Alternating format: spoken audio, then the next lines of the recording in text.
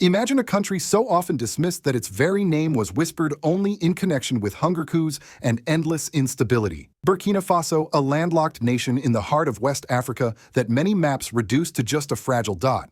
To Western commentators, it was a place of problems, never of solutions. But what if this forgotten country could shake the very pillars of global power, not with weapons, not with wars, but with construction sites, factories, airports, and the roar of engines lifting off into the sky? What if sovereignty itself could be poured into concrete, wired into electricity, and sewn into the national fabric? For decades, the story of Burkina Faso was written in foreign capitals. Aid came with chains, gold flowed outward, and decisions were made far beyond the dusty streets of Ouagadougou. Then, in September 2022, a 34-year-old artillery captain with no colonial pedigree, no family dynasty, and no polished career in politics stepped forward. His name was Ibrahim Traoré, and instead of promising miracles, he spoke of far more dangerous truth dignity reclaimed by his own people. What followed stunned both friends and critics. Airports began to rise, tractors replaced rifles, women's cooperatives launched new factories, and youth trained not for exile, but for sovereignty. Each brick laid became a declaration that the days of dependency were ending. And as the projects multiplied, so too did the unease in Washington, Paris, and Brussels. But here is the real question for us today. Can such a small nation truly rewrite the rules of global power? Or will history once again silence an African dream too bold for the old order to tolerate? Stay with us, because this is not just another headline. This is the story of 10 mega projects that shook the West and gave birth to a new Burkina Faso. If your heart beats for Africa's freedom, subscribe, share, and stand with us, because the dawn of a new Africa is not coming tomorrow. It is happening now. When Ibrahim Traoré assumed leadership in September 2022, many dismissed him as another soldier in a cycle of coup. But unlike others, he did not enter with promises of quick miracles or slogans meant to dazzle the international press. Instead, he delivered a message that carried both danger and hope. Burkina Faso would no longer kneel. Not before foreign armies, not before predatory lenders, and not before the false aid that for decades had arrived packaged in strings and chains. The proof came swiftly. On October 2, 2024, after 6 long months of silence, the skies above Ouagadougou thundered with pride. Air Burkina, the national airline, returned to flight. The new Embraer E190 was not bought with IMF loans or dictated contracts but acquired on Burkina Faso's own terms. For passengers boarding that first flight, it was more than a trip. It was sovereignty in motion. It was a declaration that the wings of Burkina Faso would no longer be clipped. To a landlocked nation, flight is not prestige, it is survival. It opens markets, accelerates trade, and breaks the suffocation of isolation. But Traoré did not stop there.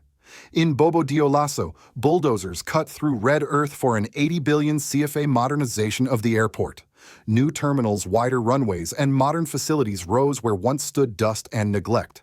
Meanwhile, northeast of the capital, a long-stalled project suddenly came alive, the Donson International Airport, with a 3.5-kilometer runway, a 1 million-passenger terminal, and a 25-megawatt solar station to guarantee energy independence.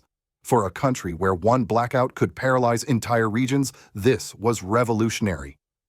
From the skies, the revolution moved to the soil. In early 2024, Traoré launched what he called the agro-pastoral offensive. Instead of pouring billions into war chests, his government invested 78 billion CFA francs into fields. 400 tractors were distributed, hundreds of motor pumps installed, and thousands of tons of seed and fertilizer delivered. For the first time in living memory, small farmers were handed real tools instead of empty promises. Each student in agricultural training received not just theory, but 2 hectares of land. 20,000 young Burkinabè enrolled not as job seekers waiting for government posts, but as food producers reclaiming their ancestral soil. The reaction was visceral. Farmers wept as they touched state-backed equipment they had never imagined owning. In villages once resigned to waiting for foreign aid shipments, young people now drove tractors through family fields. It was a reversal of history, a message carried in the rumble of engines across the countryside. Burkina Faso would feed itself. The ripple spread into industry. Women's cooperatives, long sidelined from national development, suddenly found themselves at the center of new opportunities. In Bobo, a tomato processing factory opened with capacity to handle 100 tons daily. Elsewhere, a cashew plant employing tens of thousands began operations.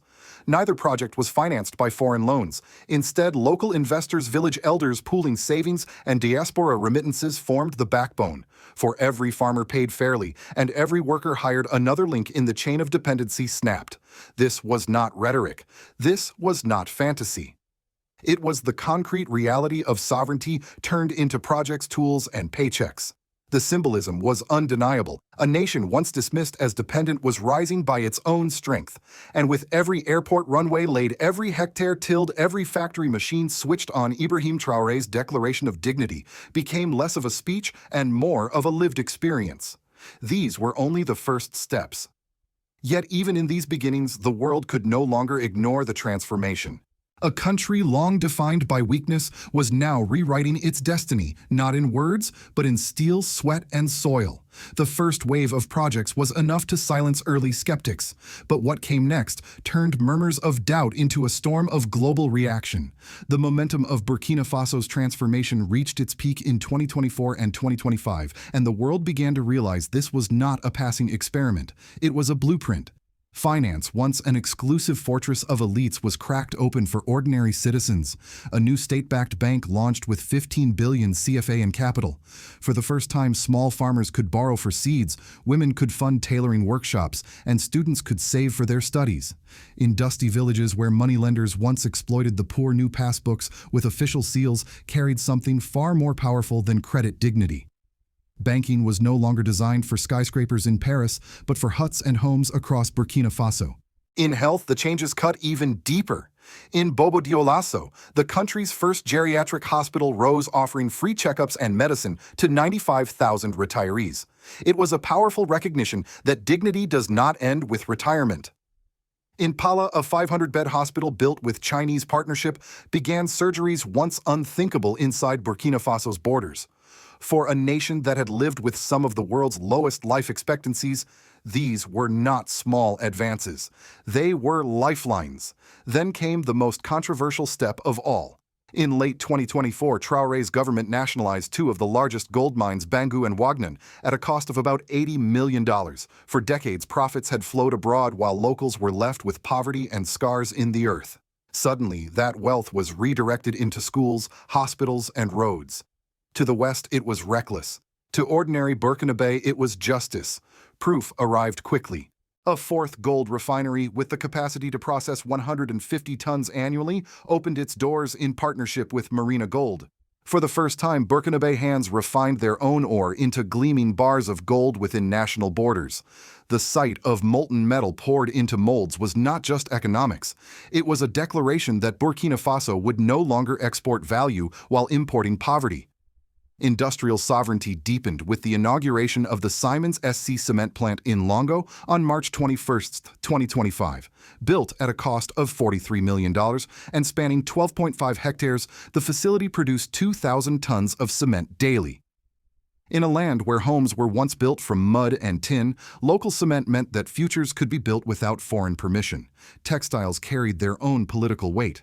For decades, markets were flooded with cheap secondhand clothing that erased local industry. Traoré's administration flipped the script. A national textile center began producing uniforms for police, judges, and soldiers. Traditional Faso Danfani cloth, once worn in defiance by Thomas Sankara, returned as a national badge of pride. Every officer marching in a locally woven uniform told the world a simple truth: we will wear our own dignity. And then came the most shocking leap. In early 2025, Burkina Faso unveiled its first domestically designed and assembled electric vehicle, the IT-Way. With a 330-kilometer range per charge, 30-minute fast-charging GPS Bluetooth, and solar readiness, it stunned both critics and supporters. To outsiders who mocked Burkina Faso as underdeveloped, the EV was a thunderclap. For Burkinabè engineers tightening bolts on the prototype, it was living proof that no dream was out of reach. The reactions were immediate and polarized. Western analysts warned of unsustainable populism. French commentators muttered about dangerous overreach. American think tanks asked whether Chinese and Russian partnerships were mortgaging the future. But in the streets of Ouagadougou, Bamako, and Niamey, crowds saw something else entirely: the rebirth of Sankara's dream. Chants rose. We will not beg for food. We will grow it. We will not sell our gold for scraps. We will refine it. We will not watch planes fly overhead. We will pilot them.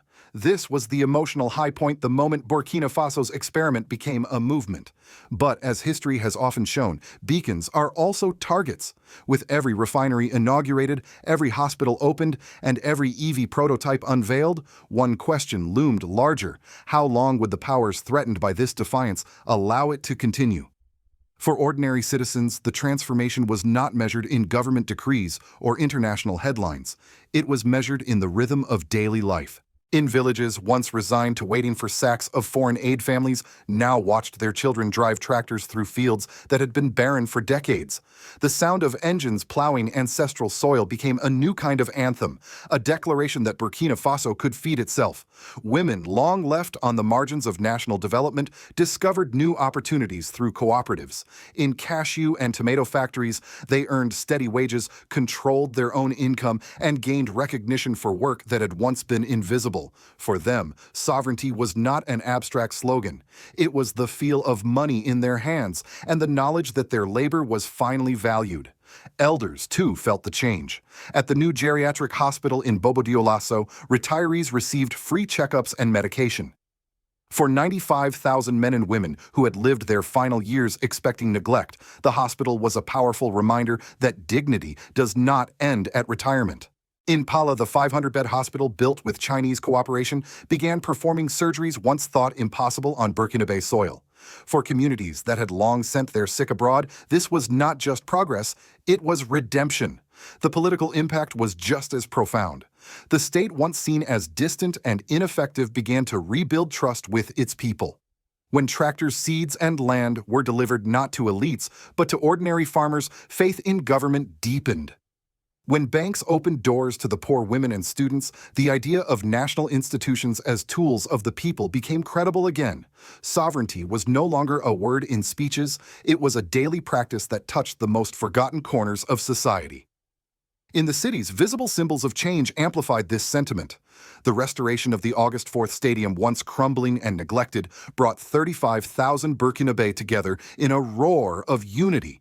Crowds chanting Traoré's name inside walls that once echoed despair sent a powerful signal a nation thought broken was alive again.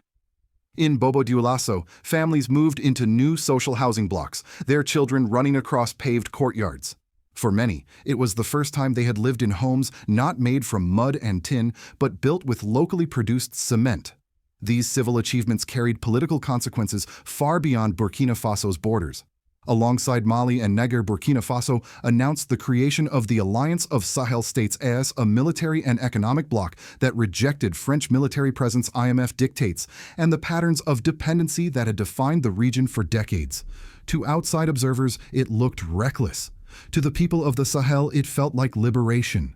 For the first time in generations, 3 landlocked nations declared they would defend their borders, refine their own resources, and make decisions without foreign oversight. The ripple effect spread quickly. In Guinea, Chad, and across West Africa, whispers grew louder. If Burkina Faso could defy dependency, why not us? If Traoré could build hospitals and refineries without aid, why couldn't their leaders? The idea of sovereignty became contagious, and ideas once planted are harder to kill than men. Yet the shadow of history hung heavy. The memory of Thomas Sankara, Patrice Lumumba, and Muammar Gaddafi reminded everyone that bold defiance often provokes brutal responses. With every victory, the risk grew sharper. Would this renaissance survive, or would it be strangled before it could take root? For now, the impact was undeniable. Burkina Faso had begun to redefine not just its own identity, but also the political imagination of an entire region. And in that redefinition lay both hope and danger, a fragile balance that could shape Africa's future. In Washington, the rise of Ibrahim Traoré did not go unnoticed. Policy analysts and national security planners began to ask uncomfortable questions. What happens if Burkina Faso's model spreads? If a landlocked nation with only 22 million people can nationalize mines, revive agriculture, and build hospitals without IMF loans, what would stop larger states like Nigeria, Ghana, or Congo from following the same path? The answer carried enormous implications. American interests in uranium from Niger oil from Nigeria and cobalt from Congo suddenly looked vulnerable, not because of coups or chaos, but because of the simple possibility that African nations might refuse dependency. At think tanks across Washington, the memory of Patrice Lumumba and Thomas Sankara resurfaced. Both men had dared to assert sovereignty, and both were eliminated in the name of stability. To strategists who quietly admitted it, what worried them most was not Burkina Faso's size, but its example. A small nation proving that infrastructure could be built without Western oversight threatened to unravel decades of influence built on aid loans and control of natural resources. Europe felt the shock even more acutely. For France, Burkina Faso was once a reliable outpost, a nation within its sphere of control. But by 2025, French troops had been expelled, French companies sidelined, and French commentators left, lamenting a humiliation impossible to ignore.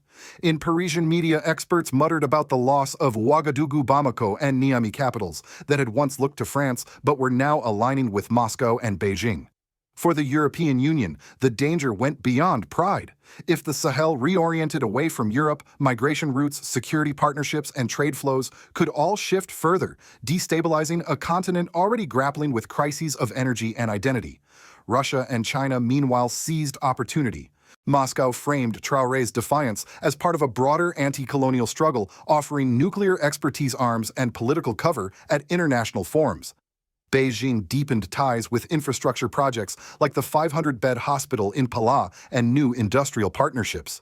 To Western critics, these were dangerous entanglements, but to many Africans, they represented something that had long been missing alternatives. Sovereignty, after all, is not about isolation. It is about the freedom to choose partners without coercion. Across the Atlantic in African-American communities, Traoré's rise carried deep resonance. On community radio stations, in church gatherings, and in online forums, his speeches were replayed as echoes of a broader struggle for dignity. For older generations who remembered the assassinations of Malcolm X and Martin Luther King Jr., seeing a young African leader speak unapologetically against foreign domination was profoundly moving. His words connected the fight for African sovereignty with the unfinished battles of the civil rights era. Yet admiration abroad did not erase the dangers. The CIA remembered Lumumba. NATO remembered Gaddafi. The pattern was grim. African leaders who dared too much often faced brutal endings. And this is where Burkina Faso's gamble became a global question. Could a landlocked nation with limited resources and countless enemies withstand the weight of international pressure? Could it survive economic sabotage, diplomatic isolation, or even covert attempts to destabilize its leadership? To its allies, Burkina Faso's projects were a triumph. To its critics, they were a threat. But to millions of Africans, they were proof that dignity could be built brick by brick. The question that haunted foreign capitals was simple. If Burkina Faso succeeds, what happens to the narrative of African helplessness that has underpinned Western power for decades? Burkina Faso's story under Ibrahim Traoré is not just a national narrative, it is a continental question. For decades, Africa's revolutions have been measured in slogans and symbols only to be extinguished by bullets or bombs. Patrice Lumumba, Thomas Sankara, Muammar Gaddafi each dared to dream and each paid the ultimate price. Their shadows hover over Ouagadougou today, a reminder that bold defiance often invites ruthless retaliation. And yet something feels different this time. Unlike past movements built only on speeches or ideology, Traoré's revolution is rooted in infrastructure, in concrete steel, electricity, and food. A runway cannot be assassinated. A hospital cannot be exiled. A factory cannot be silenced with a coup. These projects are not only symbols, they are systems. They feed people, employ workers, and restore dignity in ways that cannot be easily erased. That is what makes this moment so exhilarating and so dangerous. The world is watching closely. In Western capitals, officials whisper about stability but fear the collapse of their narrative of African dependence. In Moscow and Beijing, strategists see opportunity and extend their hand. Across the diaspora, particularly among older African Americans, Traoré's defiance is seen as a continuation of unfinished struggles for justice and equality. Everywhere, one question echoes louder: will history allow this experiment to endure, or will it be strangled before its roots run deep? For ordinary Burkinabè, the stakes are not abstract. They wake up in homes built from local cement. They eat food grown on their own soil. They receive medicine in hospitals financed without IMF strings. Children study under electric light instead of candle smoke. Sovereignty here is not a theory. It is life itself lived, felt, and defended. And so, the cliffhanger remains. Can Burkina Faso's model survive the weight of foreign pressure and internal challenges? Or will it become another chapter in the cruel cycle of African dreams crushed too soon? That question is not for leaders alone. It is for all of us. For those who believe in Africa's right to stand tall, for those in the diaspora who carry the memory of centuries of struggle, for anyone who values dignity over dependency, your voice matters. Do you think President Ibrahim Traoré's national reform strategies are truly effective? Yet, can we continue to trust his vision, or should we support someone else to carry the torch if he falls? Please share this message if you feel you are among the first to recognize and support President Ibrahim Traoré's stand for sovereignty. Subscribe if you believe the truth matters more than the headlines. And above all, remember this: Africa bows to no one. The dawn is not coming tomorrow. It is happening now in the fields, factories, runways, and homes of Burkina Faso.